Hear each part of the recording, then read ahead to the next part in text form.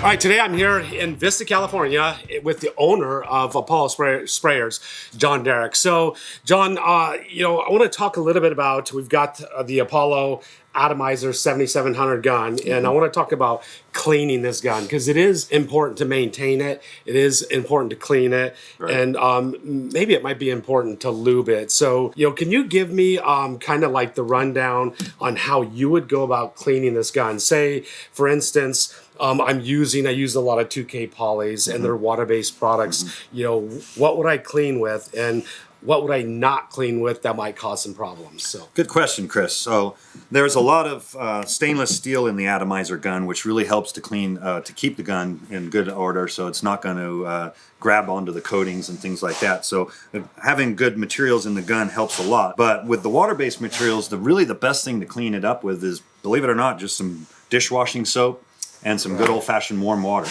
And I love to just run it through with some warm water, some dishwashing soap. That usually grabs the material and pulls it out of the passageways. And then there's certain components in that you want to take apart on the gun to make sure that you're cleaning them properly.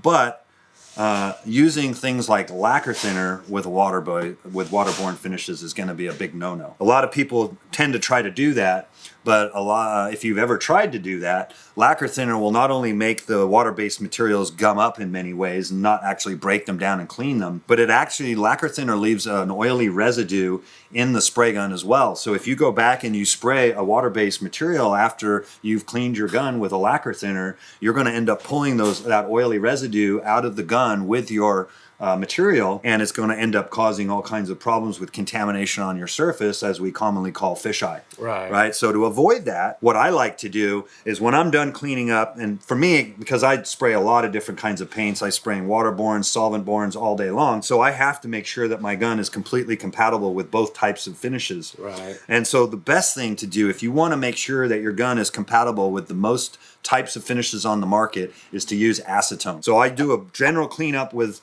if it's a solvent-borne, I will use lacquer thinner.